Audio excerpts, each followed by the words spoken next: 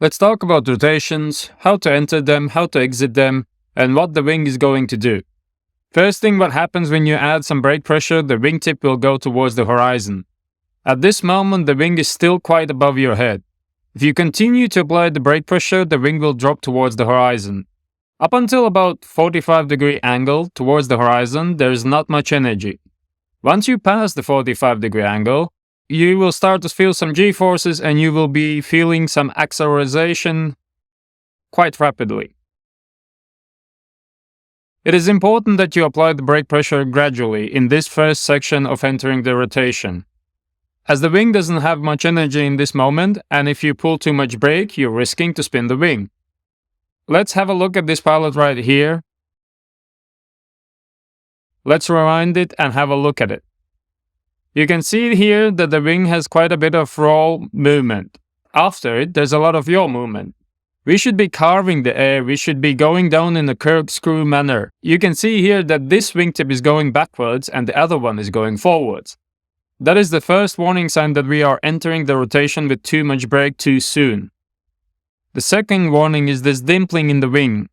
If you ever notice this dimpling or excessive yaw movement on your wing, that's a clear indication that you have entered the rotation too soon with too much brake input. This pilot recognized this and let the hand up, and the moment he did that, the wing was reinflating. You can see here how the air is moving from the right side, from the pressurized side to the left side, which was deflating. In this scenario, all you need to do is just let your hand up and the wing will refly. Recognize that you're close to spin point, let your hand up, and that's it. It will refly and we can restart the maneuver. That covers entering the rotations. Let's talk about exiting one. First thing that we're gonna talk about is exit window. What it is, how to recognize it, and why it is so important to know about. The exit window is when you pass the wing vertically under it. This is very important because before you pass under the wing, you're still in a rotation. It doesn't matter if the wing is on the side, like in this image here, or if you are straight under it. Before you pass through the exit window, the nose will be pointing down. Just after you go through the exit window, the nose will be going upwards, pointing towards the sky. This is very important for your situational awareness, so you know exactly where you are while you're exiting a rotation. Now this is just a passive exit. You can see the movement of the glider. As you pass through the exit window, it will roll you over. If you look at the axis, it will roll you from one side all the way to the other. In this example, there is not much energy, so the movement is not too large. Here's an example of what happens when you have a lot of energy.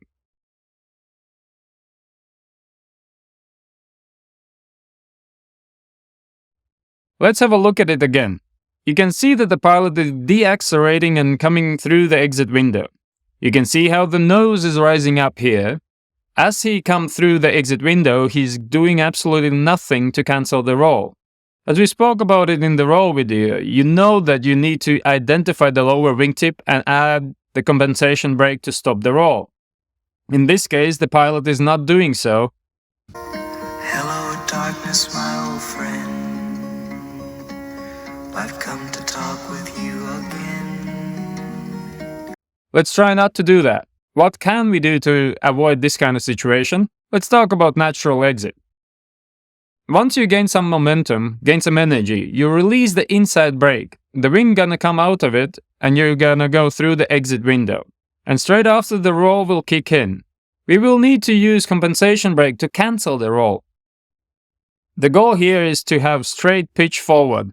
As it pitches forward, you catch and release and swing under the wing. The timing and strength of your compensation brake will depend on the energy you will generate in your rotation. We will work on this quite a bit to make sure it is not mechanic and that you are able to adjust to the situation as needed. That brings us to rapid exit. The most important maneuver you learn during this course, because not always we can just let the rotation come out. There might be an object in front of us and we just have to stop the rotation quick. First, you're going to generate some energy into the rotation. Once you want to come out, you will release the inside brake and you will add the outside brake or the exit brake.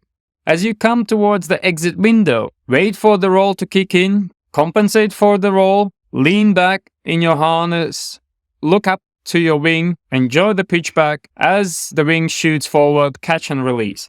Let's have a look at the pilot doing the exercise. The goal is not to do this with a massive energy. It's about understanding each stage of the maneuver to train your situational awareness so you're able to recognize each stage of the maneuver and perform it as good as you can.